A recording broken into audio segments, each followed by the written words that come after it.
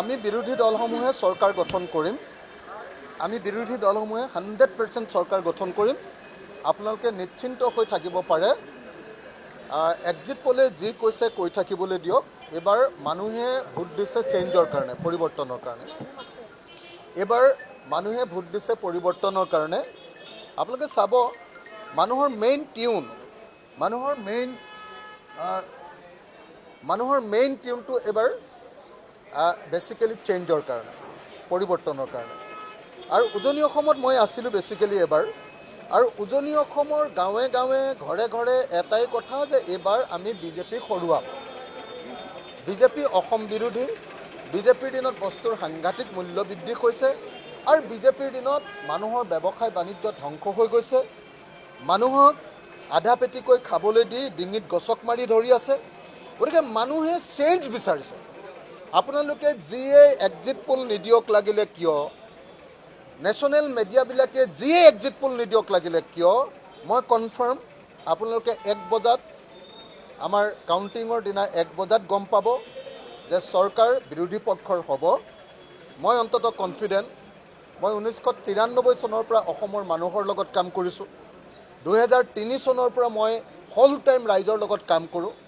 গতিকে মানুহৰ পালছ, মানুহৰ হৃদস্পন্দন, ৰাইজৰ হৃদস্পন্দন মই বুজি পাওঁ বুলি ভাবোঁ। আৰু সেইকাৰণে মোৰ দীৰ্ঘদিনীয়া অভিজ্ঞতাৰ ফলস্বৰূপে মই আপোনালোকক ক'ব খুজিছোঁ যে এইবাৰ বিজেপি চৰকাৰৰ বিৰুদ্ধে মানুহে ভোট দিছে। আৰু এইবাৰ আমি বিজেপিক হৰুৱাম।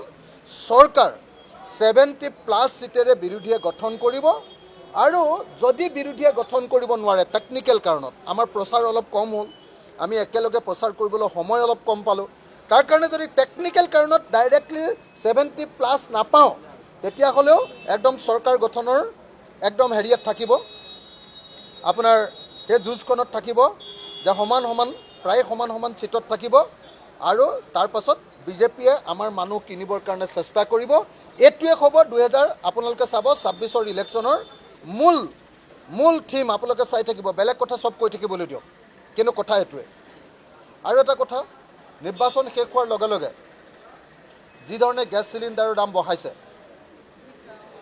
5 কেজি গেছ চিলিণ্ডাৰৰ দাম যিধৰণে বঢ়াইছে, 19 কেজি গেছ চিলিণ্ডাৰৰ দাম যিধৰণে বঢ়াইছে, আৰু আমি দেখিছোঁ যে গেছ চিলিণ্ডাৰ নহয়, এতিয়া পেট্ৰল আৰু ডিজেলৰ দাম যিধৰণে বঢ়াবলৈ চেষ্টা কৰিছে, এইটো এটা ভয়ংকৰ ঘটনা।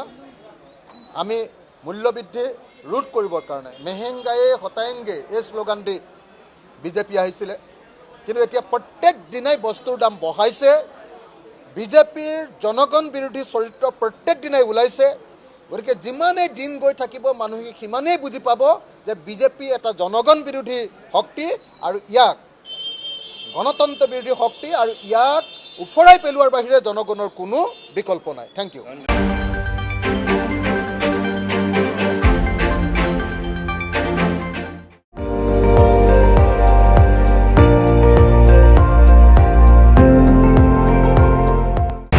আপুনি চাই আছে ND24, সৰ্বশ্ৰেষ্ঠ নহয়, সৰ্বোত্তমৰ দৌৰ।